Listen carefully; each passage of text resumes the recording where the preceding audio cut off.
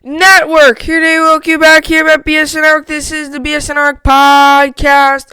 Here today, it is Wednesday, July 8th. We are already 8 days into July. It's crazy. It feels like it was just the 1st of July. We're already, a week through July now? Or 7 days through July now. So obviously that's great. We're moving right through July, getting closer to baseball season, which is awesome. Every day takes one less day. You could take one less day or check off one more day until the baseball season starts up and the basketball season. Although I got some basketball news. I'm telling you what, I'm a lot more excited for the baseball season because the Nets, they don't have a chance. And I'm going to talk about it. They literally do not have a chance to even come close to competing in this whole NBA restart. They don't have a chance. They literally do not have a chance. I'm going to explain why in the second topic on the podcast today. I'll still watch, but it's going to be embarrassing. They are literally going to embarrass themselves. Especially with some of the teams that are playing, the Bucks, Celtics. I'll get into it in the second topic of this podcast. But today, we got a lot of sports to get to. So obviously, like I said, one last day it takes every day until we get to the MLB opening day is awesome. I'm excited. Hopefully you are, and all that good stuff. And also, and when MLB's on, it almost feels like it's just a sign of summer, because baseball's in the summer, Although it's a little different this year because this would be opening days on July 23rd. Usually by July 23rd, it's halfway through the season. So, but anyway, it feels great to at least have baseball back in a couple of weeks. So we got Aaron Judge opening day in the Yankees. Aaron Judge obviously got injured last season. Said he will be okay for opening day. He said he is game ready for opening day, which is great news on that. I will talk about that in just a couple of minutes. Then we have the Nets roster in the NBA. Like I said, the Nets are just a mess right now. They are a mess right now, and they cannot find a way. They're just a mess. Positive cases all over the place on their team. They're just a mess. The Nets are an absolute mess right now. I'll talk about this coming up. Then we have Chris Jones, Chiefs, and Patrick Mahomes. Chris Jones wants his money, but the Chiefs just gave Patrick Mahomes that big, bulky $503 million contract. So what's going to happen now? Is Chris Jones going to sit out? What's going to happen? I'll talk about that later on in the podcast. But that's what we got for the intro of this pod. This is the BSN podcast today. As we get right into it. Aaron Judge says he is game ready for the New York Yankees. Said he is game ready for opening day, which is great news if you're a Yankees fan. Bad news if you're any other fan that's playing the Yankees within the first couple of games. Because you would have thought, if Aaron Judge, he's very good. Aaron Judge is you could say he's one of the better players in the MLB right now. I know he had a couple injuries for the past couple of years, but what the guy does when he is healthy is just so fascinating. It is fun to watch. When he is on, he almost reminds me of not as good, I would say, but almost reminds me of Patrick Mahomes. When he is on, he just is fun to watch. Do not tell me Patrick Mahomes when he is on is not fun to watch. Aaron Judge brings fielding to the lineup, a big bat to the lineup, and what I love about what he's done within the past couple of years, and this is why a lot of people, I don't think, because, you always have the numbers, right? And this is how sports are getting to people, not that I don't like it, but it does get annoying sometimes. This is how sports sometimes is getting to. A lot more people are focusing on one stat in each league. In hockey, it's the goals. In basketball, it's points per game. In football, it's touchdowns. And in baseball, it's home runs. Especially in baseball, it's home runs. And for a pitcher, it's ERA. Nobody looks at anything else. Now, don't get me wrong. Pitcher ERA means a lot to me. I do focus a lot on ERA. I think win-loss is useless. I don't even think that should be in there. You could pitch. You could have you could be winning 1-0. Or the other team could be, you let up one hit, which was, let's just say you let up one run. Okay, one unearned run. That counts as a loss because, that's why Jacob deGrom last year, win-loss record was horrible. I think it was one of the worst records a Cy Young has ever had. But because win-loss record doesn't matter. Home runs, though, in the MLB, though, everybody pays attention to home runs, right? Oh, did he hit a home run? Did he hit a home run? Did he hit a home run? Okay, home runs are good. Don't get me wrong. Home runs are good. I like home runs a lot. I mean, I still find it crazy how these guys can hit the ball 400 feet. Don't ask me how. I don't know. I'm just like the rest of us, still questioning whenever they hit a ball like that far. Don't ask me how. The Texas Rangers player, I forget his name, but he hit a 503 home run moonshot. Don't ask me how. I don't know how these guys generate the power. I'm speechless sometimes when I see these big hits like this. I mean, it happens a lot, but when you see these 500 feet moonshots, those are not seen every day. But, a lot of people were like, oh, in Judge's first year, right, he put up 52 home runs, one Rookie of the Year, All-Star, Home Run Derby champion, all that good stuff. Same thing with Pete Alonso, right? He actually broke Aaron Judge's rookie home run record. Got 50-something home runs. 50-something home runs. I think it was 55. I'm not 100%. He had, Pete Alonso had all the home runs, Home Run Derby, All-Star, Rookie of the Year, all that stuff, right? And it's expected. But then Judge started to develop, okay, I'm not just a home run hitter. I'm going to do single-double. Because here's my thing about Judge, and this is what I love so much about Aaron Judge, is that he's not only good at hitting, he's not only good at offense. He's probably the best right fielder in the MLB. Probably the best right fielder in the MLB.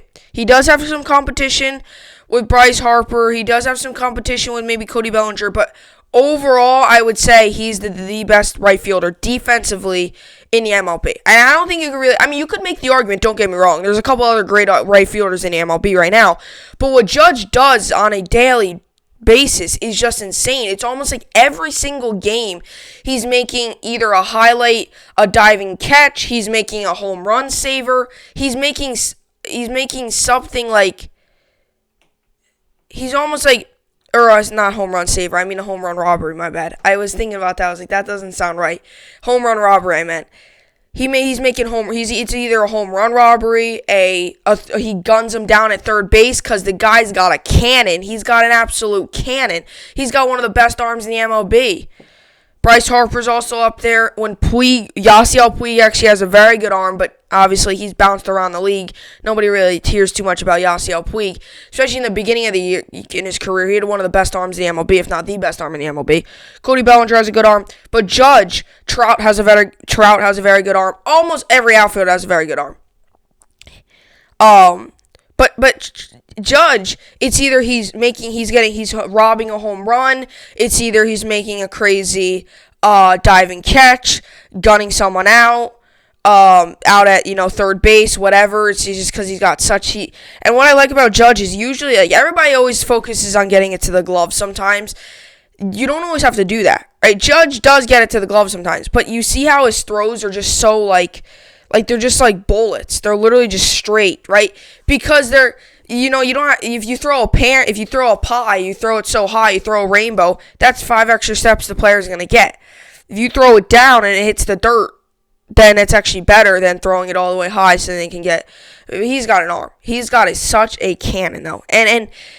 Or it's either making a diving catch in foul territory. It's something like that. And what I love about Judge is when there's a pop fly to right field, it's almost like it's a guaranteed catch every time. It's almost like even when I do the book for the Yankees game, there will be times there's 2 outs and there's a pop up to right field. I'm like, oh, scratch this one off. This is an out. Because, it's not like he's just going to drop it. I've never seen Judge really just drop a routine pop fly. I have seen other players on the Yankees do it. I've seen Clint Frazier do it. I have. He did it, I think, last year, actually. He was in, actually. I think he was replacing Judge the one game because Judge was either injured or he was just taking the night off. And Clint Frazier, routine pop fly, just bounced right out of his glove. And another time in that game, it was a ground ball. He came in, almost like the Brewers player did against the Nationals, came in, hit his glove, and didn't go behind him, but hit his glove, went in front of him. He bobbled it a couple times, and he finally got it to second base after the guy got a double on 3 bobbles. But, what Judge brings to the table for the Yankees is a power hitter and one of the best defenders in the game. Okay, Nolan Arenado is also one of the best defenders. We're talking outfielders, Judge probably. We're talking infielders, Nolan Arenado. That guy, you don't see anything come past him at third base either. That guy's reflexes are insane. It would be a 112-mile-an-hour line drive. Like, Stanton's hit that hit Tanaka, that will be going to Arenado, and he'll just, put his glove out and catch. His reaction time is the best. It's crazy. You watch his highlights. Some of the plays he makes, he just sticks his glove out and he just gets it because he just must be I don't know. It's how these players are, and that's why it is. That's why making the MLB is something special. Making any pro sporting league is something special. You got to be special to make any pro sporting league. You can play your little league all that you want, but when you get up to the pros, it's a completely different ballgame.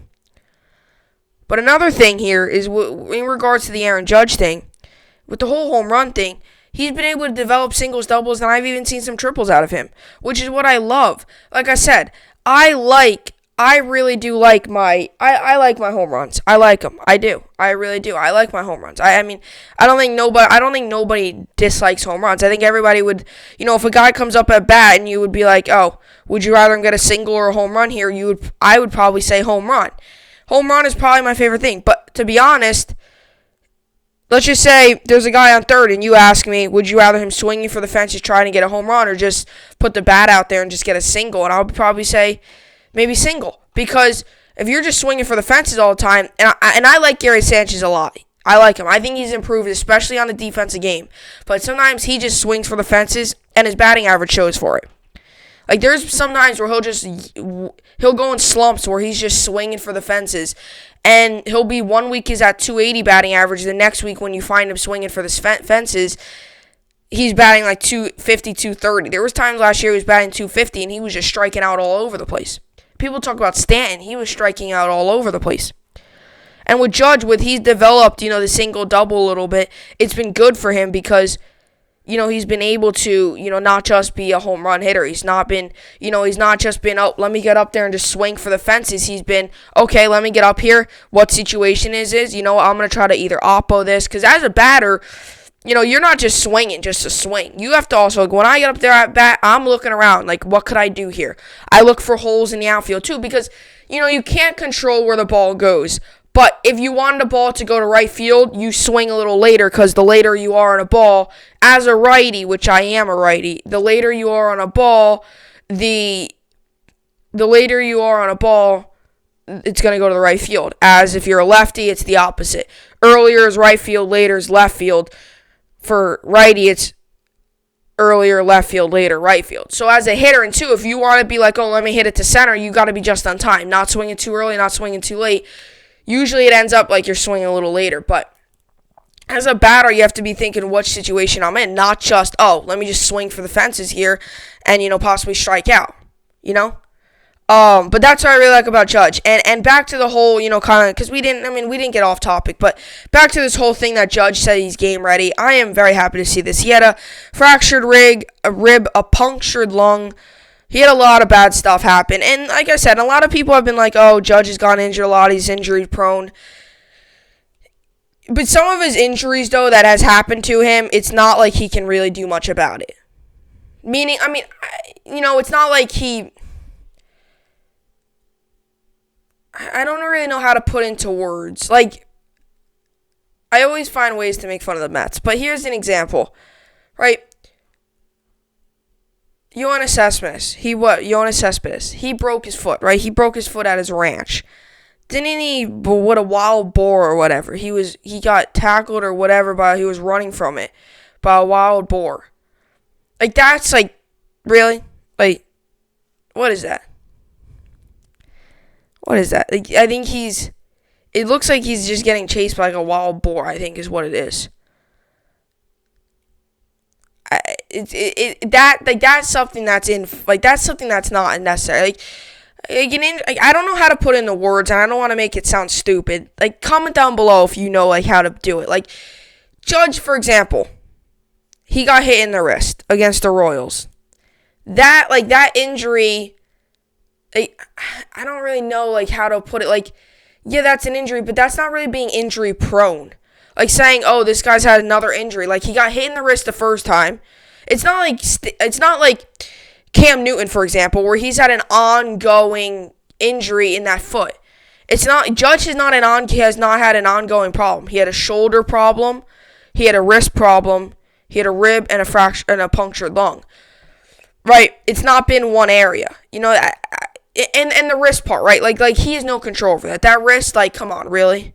He has no control over the wrist. Like he does kind of, oh, you could have stepped out of the box. Well, why don't you try to take a mid 90 mile an hour fastball coming right at you? Let's see your instincts. You'd probably just stand there and look at it and just let it hit him. Like Judge tried to get out of the way, but every human being is like this. Not everybody. Like a 100 mile an hour fastball coming right at your head, it's gonna be tough to get out of the way.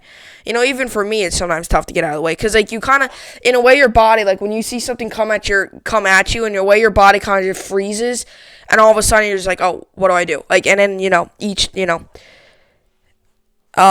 it's all like it doesn't do it for that long. You're not like, oh, what do I do? And because by the time you'll say, what do I do? The ball's in your head or the ball hits your head.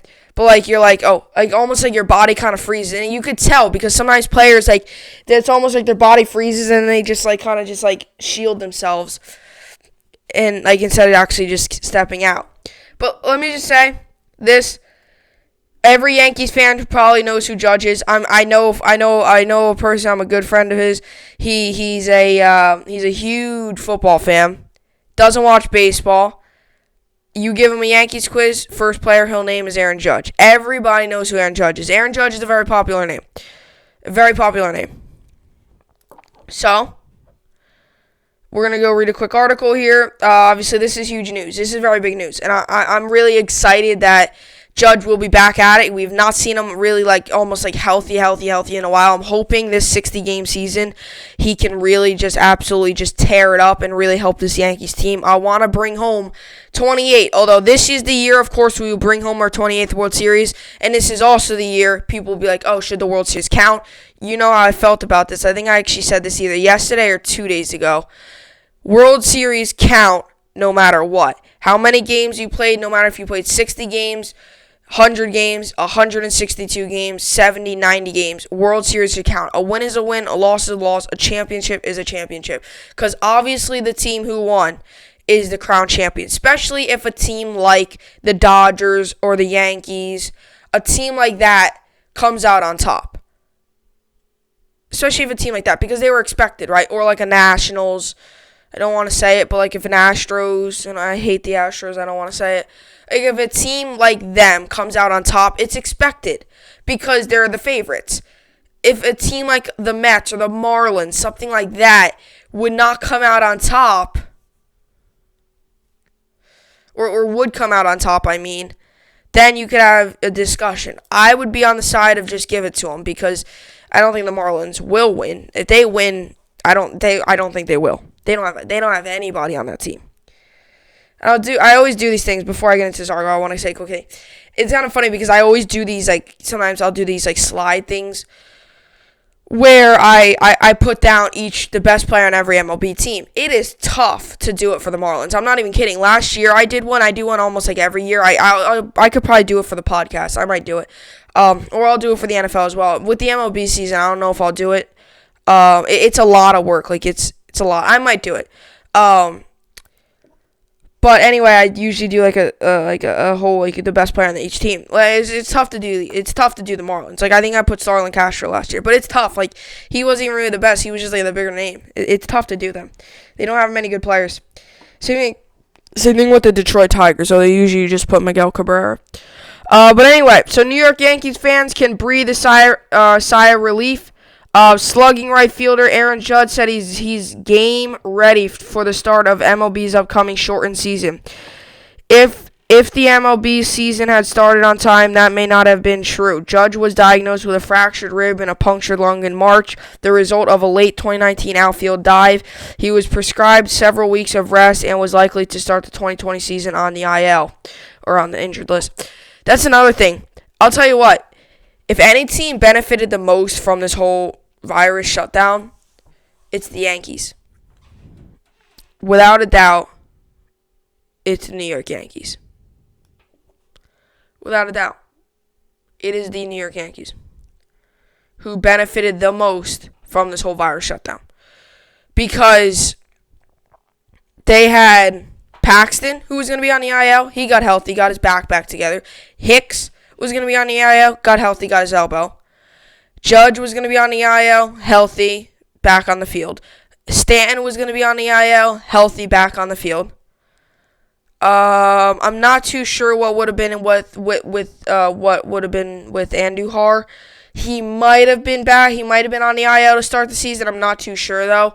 But either way, the Yankees actually benefited from this a lot. Like a lot. Like they really benefit from this. Like they really did. Like this whole virus shutdown. Like they benefited from it because of all the injuries they had and all the stuff that they were able to, obviously really just get better with, So, yeah, so obviously, on the injured list, those several weeks turned into more than 3 months as MLB shut down spring training on March 12th due to COVID-19. That was quality healing time for Judge, who now says he'll be ready to go when the Yankees open their season against the Washington Nationals on July 23rd. I'm game ready. Like I told you guys in spring training, I was going to be ready for opening day. Judge said after Monday practice via ESPN, I'm feeling good. The biggest thing now is just getting the reps in because I missed so many at-bats in spring training. I didn't get all the reps in the outfield, reps on the bases. Right now, it's just about getting my timing back in the game and just getting my reps in and go out there for 60 games. Shows a picture of Judge catching a ball. Judge also discussed his feeling about the playing during COVID-19 pandemic, telling reporters he never considered opting out.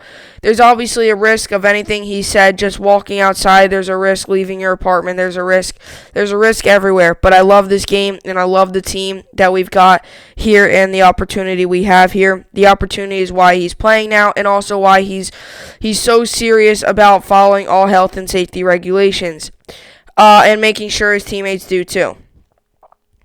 That's what we talked about as a team and with each other, hammering being accountable for each other. Judge said, watching out for each other, making sure you're washing your hands, making sure you wear your mask, making sure you're doing the things so that everybody stays healthy and stays on the field. Judge 28, hit 272 batting average with 27 home runs. In 2019, an oblique injury limited him to just 102 games. So he missed 60 games. That's the whole thing, though. Obliques can take about 100 or not 100, 4 to 8 weeks. So if somebody gets an oblique injury, they could be done for the season. So it's one thing they might be back for the playoffs because, don't get me wrong, it's 60 games then the playoffs. But still, if somebody gets an oblique injury on any team, not just, the Yankees, on any team, if somebody were to get an oblique injury, it would cost them big amounts. They could be out for the rest of the season. That's what stinks. That's one thing about this whole 60-game season is, you get a little injury, that could be it for your season. That could literally be it for your season. If you get one little injury, that could be it for your season. So that's what I got for the Aaron Judge part of this pod.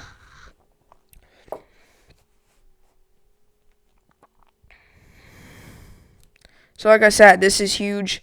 Like I kind of just read the stats. I mean, the guy put up 27 home runs yesterday. Or not yesterday, last season in the regular season, obviously, which was great. The guy has always been a good postseason player too. He's always been pretty good in the postseason. I'm just hoping every Yankee can at least stay healthy. Obviously, that's not really the case because DJ LeMahieu and Luis Cessa already have the virus. But as long as they can get over it, as long as they can get the 2 negative tests, which is what's required for the MLB, as long as they can the safeties at the top of these, as the safety protocols are on everybody's mind, hopefully they can really just get to the point where just stay safe. Just don't really, just try not to do much. Just, I know with everybody together, everybody like that, somebody's going to get the virus. I mean, it's almost guaranteed. You're not going to have a league where somebody doesn't get the virus. I mean, somebody got the virus before all this started. But It's just limiting it. Right? If you limit it to only a couple players, that's good. If the whole league starts to get it, that's where you run into, oh, great, do we have to shut down again? And that would probably be it for the season. Because I can't imagine the season going into November. That would be too cold and just a waste of time, because then when are you going to start next season? June? July? It's just a lot. So, anyway, that's what I got for the Aaron Judge part. Great to have him back. Hopefully he, really performs well. I think he will. Like I said, I think Judge is one of the best young stars in the league. So I'm really happy to see that. And that's what I got for the Aaron Judge part of this pod. So next up, we got the Nets roster. I want to say stuff about this. This is getting, crazy. It really is. It really is. It really is.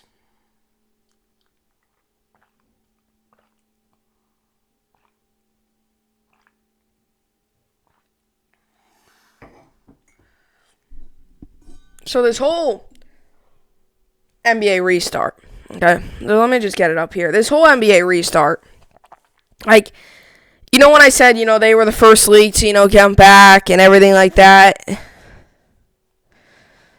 I'll tell you what, the NBA does not look very good. And somebody actually commented on the comment section yesterday, and I wrote back to them. I always write back to your comments, just saying. I always write back to your comments. Or not always, but if I always like the comments, so I give it the thumbs up. And then I always will write back to it, or sometimes I'll write back to it if it's a question or if I want to just respond to it. But somebody wrote this: if basketball gets a couple more cases, could they be out? And that was a very good question. I'm not even kidding. It is bad. The NBA is getting drilled with virus cases. They're getting absolutely drilled with them. Almost whole teams are getting them. They had to shut down the facilities. It's pretty crazy. A player yesterday posted of his first night in the bubble. So what the bubble is, it's pretty much where the players have to stay. So it's pretty much their hotel, stadium, that's kind of it. He posted his first night's dinner. It was in his hotel room. It was just some salad, looked like maybe I don't know, steak or something. It didn't, chips, it was just your regular old casual dinner. But they're in the bubble. They're in Florida right now. All the players are. They're in their hotel rooms trying to obviously stay safe. Already a couple teams, though, had to stop their facilities. Had to, shut down their facilities because there's so many cases. There's so many cases. And you might be saying, oh, well, some MLB teams had to stop their training. Yeah, well, that's not because of the cases. That's because there's been a lack of testing, or not really lack of testing. There's been a little delay in the testing part, so they're not really getting all the results back. So they're kind of waiting to get the results back, right? And there's, a little lack of testing. So what they're trying to say is what, it's not that the players have cases, it's the fact that it's a lack of testing, and just they have to just, regroup and make sure, they're okay. Not the fact that the teams have cases, right? Teams are going to get cases. It's going to happen. It's just that you limit the spread, right? You don't want, if one player on a team gets it, okay, DJ Mayhew got it, right? Okay, nobody else on the Yankees got it. Well, Sessa and DJ Mayhew obviously got it. Nobody else has gotten it yet on the Yankees. It does take about 2 weeks to develop the symptoms if you have symptoms. Some people, they're noticing, I think even more people now are asymptomatic. So I'm assuming the tests are just going to reveal everything now. It's not really the symptoms. I mean, people are still getting symptoms, but I think even a lot more people are having symptoms. I really do believe that. But I mean, it's just crazy. It is really just crazy how the NBA was almost the first league to come back. Everybody was like, oh my gosh, the NBA is looking great, unbelievable, we're going to have a season. And now, all of a sudden, the NBA sure don't look like, they're going to have a season, but it looks like, it could get ugly, folks. It could get a little ugly. It could definitely get a little, interesting, to say the least. Because with everything going on, with these cases rising, and obviously not even just Florida, but around the whole league, it could get very interesting. And the Nets, I'm going to get to this point. I'm going to hammer this point quickly. The Nets are in an unbelievable, horrible situation. They lost Spencer Dinwiddie, no Spencer Dinwiddie, coronavirus. He has the virus. No Kyrie, no KD. They're both injured. No DeAndre Jordan. He has the virus. No Wilson Chandler. I have a bunch of them down. I have a bunch of them written down. I'm going to go check really quickly.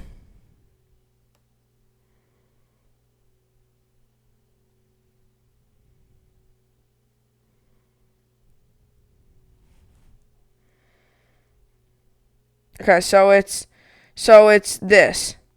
So, no Wilson Chandler, Taurean Prince, Spencer Dinwiddie, Kyrie, KD, DeAndre Jordan. So, and DJ. There's nobody.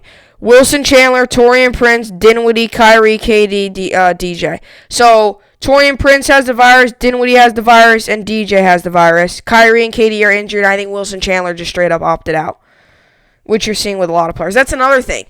Some people are seeing, MLB players opting out. Why don't you look at the NBA? A ton of them are opting out. Oladipo, Chandler, Avery Bradley, a ton more. There's so many. The NBA was in a great position, and the MLB was in a horrible position. Now, the MLB looks like they're going to cruise right into their season, and NBA looks like they're going to just absolutely maybe struggle with this a little bit.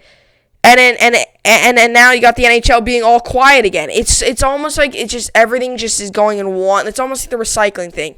It's almost like going in one circle, or not really, because the recycling thing, it's the same thing that happens every time. It's almost like this. NBA started off, they were doing really good. MLB was doing horrible. NHL was silent. NHL made a deal, then they turned silent again. Then the MLB finally came up with a deal. And then, now they're looking great. NBA is looking not great. And the NHL is quiet again. And that leads you back to this is what I like to call the circle of restarting. Circle of sports leagues restarting. The NBA, they look like, this could be the only sport on. And I was saying about the ratings. The ratings could get really good for the NBA and it could get tough for the MLB. I was talking about all that. Now, all of a sudden, the MLB's ratings might be through the roof just because, for example, the Nets are going to get absolutely destroyed, hammered. And I'll tell you what, those 3 wins I had them, I could easily see the Nets going 1-7 now. I could see them losing to the Wizards. I could see them losing to the Magic that I had them winning. I could easily see it. It is bad. Dzania Musa, Chris Chioza. Those are some of the guys that we might see in our starting lineup. We still have Jared Allen and Nick Claxton, but we have no 3-point shooters. We have nobody. We have absolutely nobody. The Nets will look unrecognizably in Orlando as more players opt out. The Nets are becoming unrecognized. The already depleted squad departed for Orlando, Florida on Tuesday without Spencer Dinwiddie and Taurean Prince, who both won't participate in the restart into the NBA season, after each recorded positive test for COVID-19. In addition to the absences of Kevin Durant, Kyrie Irving, and Nick Claxton, I forgot. Yeah, so he actually wouldn't be in.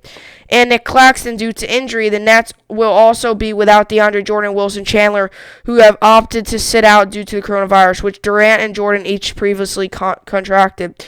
Dinwiddie is the team's second leading scorer and leading in assists. First announced he tested positive on June 29th and had been bedridden, suffering from fever, headaches, chest tightness, and dizziness. Unlike Jordan, Dinwiddie was hoping to return to the court, but ultimately agreed with the team's doctor that he should remain home. Prince was unexpectedly ruled out, according to ESPN reports, shortly before team traveled to Florida. In his first year with the Nets, the 26-year-old started 61 of 64 games, but often struggled, averaging 12.1 points and 6 rebounds while shooting a career-worst 37.6% from the field.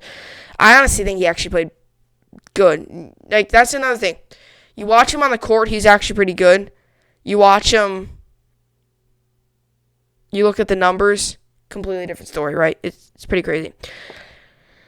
Dinwiddie, though, has been the biggest star in the first year of Durant Irving era, averaging a career-high 20.6 points per game, 6.8 assists, and 3.5 rebounds. After another positive test yesterday and considering the symptoms at Brooklyn Nets team doctors, and I have decided that it would be be in the best interest for me and the team that I do not play in Orlando. Dinwiddie tweeting, I will be supporting the guys every step of the way. Without Dinwiddie and Irving, the Nets will be without their two leaders in scoring assists, leaving Karis LeVert with two shoulder much of playmaking responsibility. Two-way player Chris Chiozza, 24, will also likely be given the biggest opportunity of his young career. Chiozza, a 5'11" guard, appeared in 11 games with the Brooklyn Nets, averaging 5.2 points per game and 1.8 assists in 11.5 minutes. After the Nets recently signed guard Tyler Johnson, then added wingman Justin Anderson to replace Chandler, the New York Times reported Tuesday that the Nets have targeted signing center Amir Johnson to bolster the depleted front line, which is without Jordan and Claxton. Johnson, 33, most recently appeared in 56 games with the 76ers last season, when the 6'9" veteran averaged 3.9 points per game, 2.9 rebounds, and 10.4 minutes per game. A substitute for a player sidelined by COVID-19 doesn't count against the salary cap and will become an unrestricted free agent after the season. It's just getting worse and worse. And I'm telling you, man, the Nets are gonna get absolutely hammered. We're gonna get absolutely hammered. We don't even stand a chance. Mark my word, okay? I want the Nets to obviously win. I obviously want them to win. I don't think they will, though. I really don't. You look at our team. Just look at our team. All you got to do is just look at the team, and you know we're not even going to come close. Even before Dinwiddie and Prince were ruled out, interim coach Jacques Yvonne wasn't sure what to expect of the makeshift roster. Now the Nets 30 and 34 will return to action on July 31st with three starters, including Jordan and Chandler, from their March 10th road win against the Lakers, which was the Nets' last game before the season was suspended. We don't know what the starting five will look like, Jacqueline Yvonne recently said. I still have to wait and see how the guys are looking once we get to Orlando and make the adjustments. And that's the challenge. Whether it's adjusting the way we play offensively and defensively, that could happen in 2 weeks leading up to our first game. That's not your normal preparation, but might bend a little bit, but we're not going to break. You might break. I'm sorry. You really might. That's coming from a head coach, right? Every head coach is going to speak highly, probably. It's going to break. It's going to break. It's almost like Jets last year, right? They were in the Jacksonville Jaguars game. They're like, oh, the defense is bending, but it's not breaking. 2 minutes later, the defense broke. Jets lose the game. Though the newest absence increases the chance the Nets could fall short of the playoffs, the ninth-place Wizards, 24 and 40, sit 6 games behind the Brooklyn, needing to get within 4 games of the number 8 seed to set to force a play in series. With only 8 regular season games remaining, also will be out their top 3 players: Bradley Beal, John Wall, and Davis Bertans. The Nets missed the postseason. They will retain their first-round pick in the 2020 draft, otherwise held by Minnesota, in addition to the 76er first-round pick.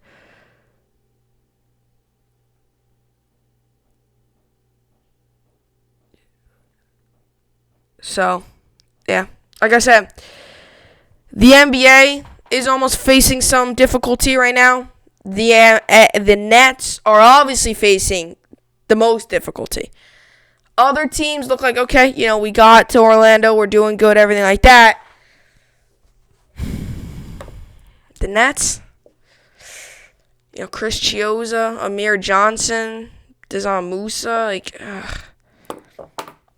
it's just it's so painful. The Nets, we had so many high hopes going into this season. Oh, maybe we can make the playoffs. Maybe we can at least make the playoffs. Not win a final. That's until next year.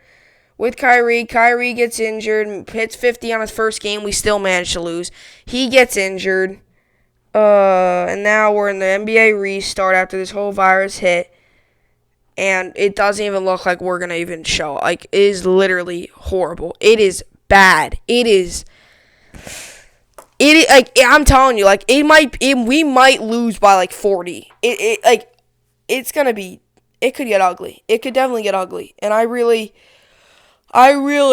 do believe that. I mean, hey, if the Nets do horrible now and we come back next year and win the finals, completely different story. But at the time being, this looks like the Nets from 3 years ago when we went 20 and 62, I think. One of the worst teams in the league. I think we went 20 and 62. But it's really just it's just so hard to even think that we might not even win one game. We might not even win one game. With this roster, if I gave you the Nets roster first game of the season, and I gave you the Nets roster now, you would not believe this is the Nets roster. That's how bad it's going to be. And don't get me wrong, Chris Chiozza has had his moments. He's not horrible. I would give him a 2-3 out of 10. Let me give you some of the players. These are the players that we're gonna have to probably play with. Chiozza, Justin Anderson, Tyler Johnson. Have any of you heard of them? I've heard of Justin Anderson. He came up with this one game. Tyler Johnson never. Amir Johnson, I only heard of him from a couple days ago. These are some players that I'm gonna have to get new to. And I'm gonna tell you what. The Nets might not even win one game. And if they do, congrats. Because it's going to be a tough road to win one game for the Nets. They might not even win one game. They might go 0-8, 1-7. I think 2-6 at best. The Nets go 2-6 at best. Forget about that split series against the Magic because they ain't doing that. They're losing twice against the Magic. So I have the Nets going probably at 2-6 now. Maybe they beat the Wizards because they're pretty depleted themselves. It's going to be depleted versus depleted and maybe one other team. Maybe they do beat the Magic because the Magic are bad, but they're not depleted like the Nets. The Nets are the most depleted team. Close behind them will be the Wizards. The Wizards and the Nets, so that's going to be that game is probably going to be the lowest rated game out of all of them. Really? Really, the Nets versus the Wizards, the two depleted teams, two teams that have probably absolutely no shot, are going to go play up against each other. If I was Adam Silver right now, I would and this is actually what people have been saying, and I wouldn't be surprised. I would actually do it. It's not a bad idea. You should bring in a team like the Hawks, a fun team to watch. Trae Young, John Collins, Cam Reddish, right? Vince Carter could finish out his career here, right? It would be a fun team to watch instead of bringing the Nets, who are an absolutely depleted and have nobody, absolutely nobody. We're going to go pick up a guy who put up 4 points a game last year. Are going to be starting point guards, going to be putting up 5.7. We have absolutely nobody. We're going to go sign some guys from the G League, bring them on. Here we go. Here's your starting lineup because we're missing Dinwiddie, missing Kyrie, missing KD, missing DJ, missing Nick Claxton, missing Dinwiddie. We're missing all those guys. Then they should completely say to the Nets, you know what? We're going to have to take you out. I'll tell you what, I bet you the Nets have the worst ratings. Out of all the teams that are going to be playing, I bet you they get the worst ratings. It's all about the ratings. But I'll tell you what, the Lakers are going to get the ratings, Clippers, the Raptors, the Bucks, the Heat, the Sixers, they're going to get the ratings. The Nets ain't going to get the ratings. They ain't going to get the ratings. I bet you if you were to put in the Hawks, okay, who have beaten the Nets this year, okay? They have beaten the Nets. I know, it might surprise all of you. No, it really doesn't, because at the time we had Kenny Atkinson. Who have beaten the Nets this year. You bring in a Hawks team with Trae Young, Cam Reddish, Vince Carter will be finishing out his career. You bring in the Hawks to replace the Nets. I bet you the Hawks versus the Lakers would be way more interesting to watch, because at least you have a young star in Trae Young, a guy who's hitting logo shots. Nobody on the Nets is going to hit a logo shot. It is horrible. It is going to get ugly. And as for the NBA, man, they're in a tough position right now. And I get it. I totally get it. They're already there in Florida. Everything's going fine. But you look behind the scenes, Adam Silver even said he's a little concerned. I'll tell you what. I'm just hoping baseball just plays. Because I'll tell you what. As for basketball, as for the Nets, I don't foresee the Nets doing much. I really don't. I'm glad I'm a Yankees fan. I'm very glad I'm a Yankees fan. As a matter of fact, the Nets are probably going to have a better season than the Nets will, showing up here. But the Nets are depleted. And just it's almost like we don't even stand a chance. It's almost like we're like a college. It's almost like we're like a no-name college teamer. It's just so, we just have, I don't know, it's going to be so difficult. with all the good teams who we play, the Bucks, we play the Clippers, like all those good teams, you're telling us we're gonna win one of those games? One of those games? Woo! No way. We are not gonna win one of those games. We're not winning one of those games. We might win. Maybe we'll win. We're not gonna beat. We're not beating the. No way. No, I'm okay. I'm okay. I'm okay. Believe me, I'm okay. We're not gonna beat the. We're not gonna beat the Clippers. We might not even beat the Magic. We might have a tough time against the Wizards. We should not be in the NBA restart. Now, this is another story, though. If Dinwiddie and DJ don't get the virus, maybe we have a shot. Because at least we have a shooter. At least we have another big man. But you cannot tell me Amir Johnson, Justin Anderson, Tyler Johnson, Chris Chiozza are going to lead this team. Like, it would be the true underdog story. It would be the true underdog story. It would be. Now, if the Nets team that we have played with all year, Karis LeVert, Taurean Prince, I'm talking without Kyrie. If that Nets team would have played in this restart, I could see us going 3-5. I could see us, that's understandable. We could beat some teams with that team. We already have. But now we're like, oh, this is almost like a team that you don't even you don't even recognize this team.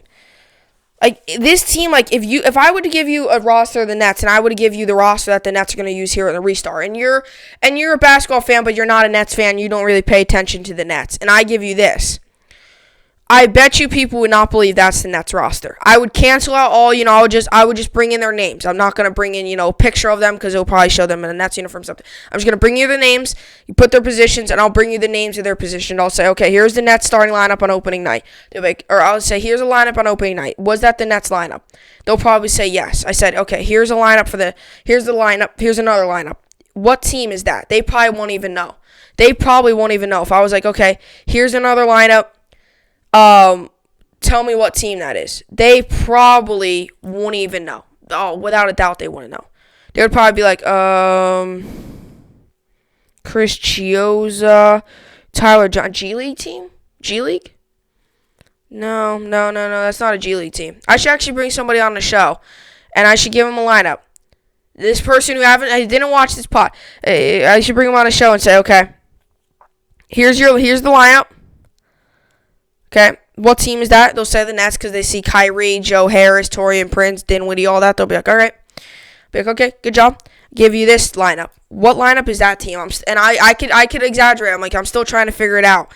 And I bet you, a person who does not watch the Nets watches a completely other team. Maybe not a Knicks fan because maybe they're following New York sports. I would say somebody that completely doesn't follow New York sports. Somebody that is completely not even doesn't do anything with New York sports. Like me, I talk about New York sports. Nobody does even, pay attention to that, okay? All right. Tell me if you know this team. You know this. They'll be like a G League team. I bet you they would either say G League team or they just don't know. Because now you know Dinwiddie, no DJ, no Taurean Prince, no Claxton, no LeVert, no Kyrie, no KD. This team is depleted. It is literally depleted. It's depleted. It is almost to the point where we might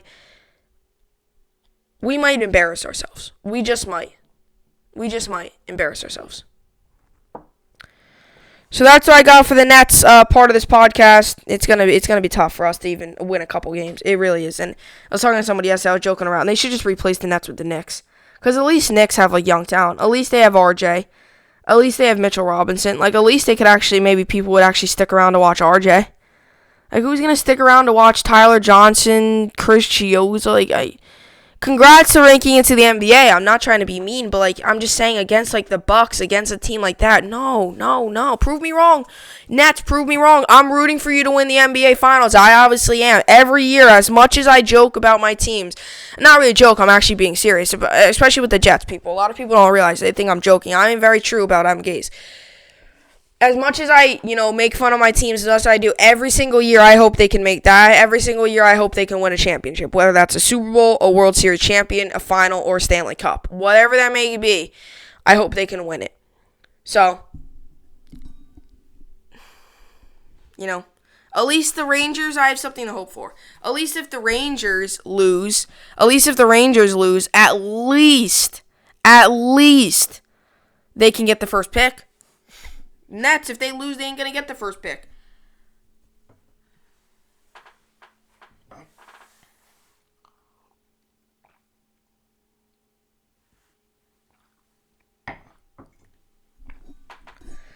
So, now we move into a very interesting topic.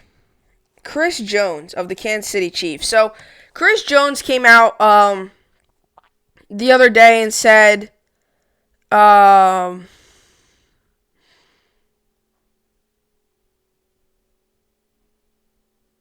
so what happened with Chris Jones is he came out the other day and said this. He said, I'm not going to play this season. I'll probably pull like a Le'Veon Bell. And I'm not going to play unless if I get my money. And it's kind of weird because all of a sudden, he's asking for the money. This was a couple days before Mahomes got his cash. Obviously, their main focus was giving Mahomes the money. This was my one thing. I did say this yesterday about the Chiefs. This is my one thing that's the problem. This is why I gave it an A, not an A+.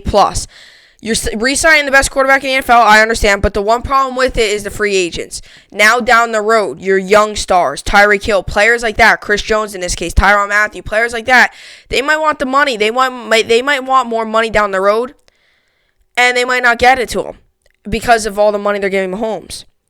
Now, not all of it's guaranteed. I understand that. $503 million, biggest sports contract ever. But for example, now, if they're winning and players are okay with taking a little pay cut and they're just going to go out there and win championships, then that's okay. But for example, Chris Jones, a very good player. He had a very good year last year, a very, very successful year last year for the Chiefs. The Chiefs' defense is not the best part of their team, which is why I think they went ahead and said, okay, let's go with the offense route. Just keep building that offense. Chiefs' defense is not the best side of their team. It's not. It is definitely not the strongest part of their team. It is, to be honest, is actually the weakness of their team. It was not very good. It was not very good, their team. Their team was not very their defense was not very good. Chris Jones, though, was probably the best player on their defense. Although their defense improved a lot. It was very bad, and it improved a lot with a couple of signings. Tyrann Mathieu really came up big. Chris Jones came up big. Chris Jones is probably one of the best, if not the best, defensive player on that temm. He's had 33 sacks throughout his career. He's a hard-hitting player, 7 forced fumbles, 136 tackles, 1 defensive touchdown, and 20 pass deflections. He's a good player. He's a very good player. In regards to him trying to hold out, he did say he would probably pull something like a Le'Veon Bell. He already aimed towards. He's like, if they don't resign me at Le'Veon Bell, I will pull something like that. It's almost like he's kind of saying, you don't resign me, I ain't playing. So it's either they resign him, but they already re-signed Mahomes to all that big $503 million contract. And now Chris Jones is going to want a lot of money. So now, what are you going to do? Are you going to give Jones the money, or are you going to give Jones? Are you going to say to Jones, hold out then? Hold out then. All right, well, what's going to happen? Now, they don't have to pay Mahomes right away. They still have 2 franchise tags. On Mahomes. And they still have 2 franchise tags on Mahomes. So technically, they can franchise him for the next 3 years. And then they start paying his contract. But I do think they'll just go whatever route they were going to go in the first place. But it's definitely getting interesting now. And this is what I said. Now they might run into some roadblocks when a player wants the cash. Would I say give the cash to Chris Jones? Yes. Maybe not as much as maybe he wants, because I don't know if that's financially what you can do. Because remember, you have so many other good players on this team. Now, don't get me wrong. The Chiefs aren't just like, okay, what do we do now? They've probably had this whole thing planned out. They know that Chris Jones wants a trade. A lot of people are saying that Chris Jones, could come out of there. What could be some suitors? I'm not sure.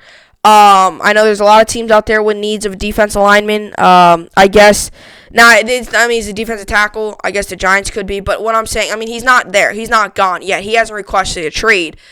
He's just saying, I'm going to sit out. And maybe they will. Maybe that will force the Chiefs to say, you know what? No, we've had our fill. He's a done good with us, I mean, He's played for the Chiefs his whole career. He was drafted in the 2016 draft in the second round, right? So he's played with the Chiefs his whole career. He's still young. He's only like 26 years old, so he's still very young. He's got a lot of young talent. He's a bright future ahead of him. I think the Chiefs should give him the money because, remember, he's probably the best defensive lineman. They already are not a great defense to begin with. You give him the money. Not as much as Mahomes. Give it reasonable cash, even if it's a 1 or 2 year deal, and then you can decide, okay, well, maybe down the road here, maybe we can give him more cash or whatever the case may be, right? Right? Because remember, you don't want to give all the money to Chris Jones and Patrick Mahomes because then what does that lead you? These other receivers, running backs, other players in the defense might want the cash, and then all of a sudden, you got yourself a problem because you can't pay all these other players. So it could get interesting, and that's what I'm trying to stress here to the Chiefs is if Chris Jones wants the money, I'm sure they have this planned out, right? They're not just going to be like, oh, let's just give the money to Patrick Mahomes, forget about it, absolutely forget about it, right? Chris Jones, I would say, is one of the better defensive tackles in the NFL, especially after last year. He had a very successful year last year. Very underrated, right? I mean, it's understandable, right? Mahomes was kind of the leader of that team. Same thing with Travis Kelce. What happens if he wants the money down the road? And what are you going to do with him?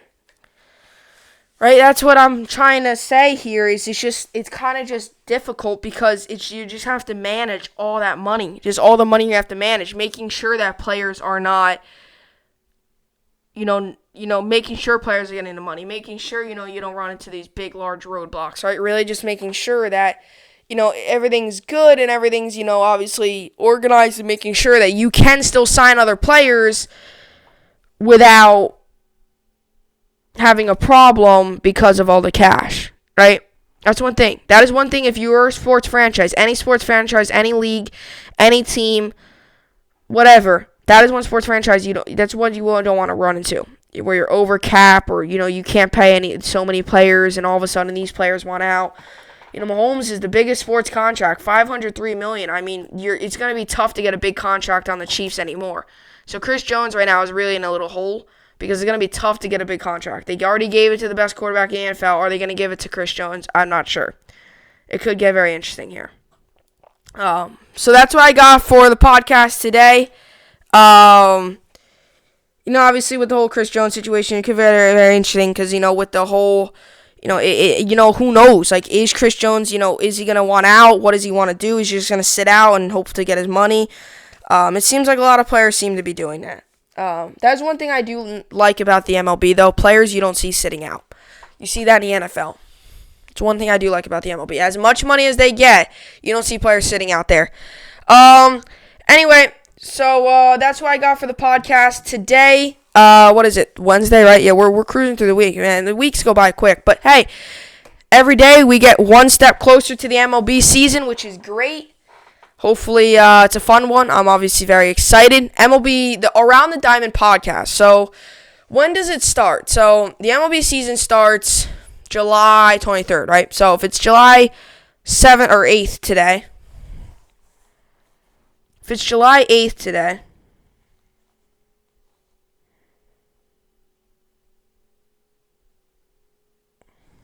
So count. Let me just look up a calendar.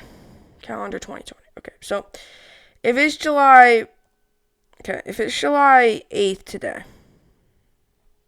Let's look at this. So if it's July 8th, right, today's Wednesday, right? So it's 23rd.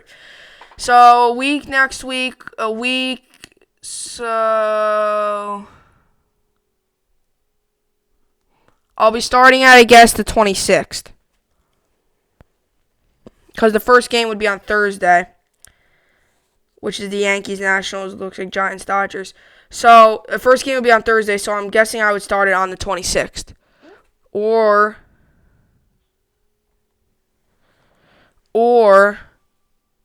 do I start it on 26th? Or do I start it on the 19th, and I go ahead on the 9th, I go with the 19th, and I go do it on the 19th, do my fantasy projections, then do it on 26th. I don't know. It's either going to be on the 19th or the 26th. It's either going to be Not this upcoming Sunday, the next Sunday. It's either gonna be a week Sunday or 2-week Sunday. It's gonna be one of those.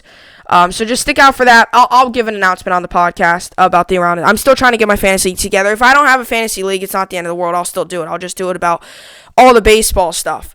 But anyway, that's gonna be coming up all soon with stuff like that. So that's always good. MLB season. And obviously, I do one for the NFL as well. I do one for the NFL as well. I do one for fantasy because I do fantasy for the NFL. And then I'll obviously do one for MLB as well. So anyway, that's gonna do it for the podcast. Hopefully everybody enjoyed it. Have a good rest of your day. I'll see you all back here tomorrow. Hope you enjoyed it, and thanks for watching.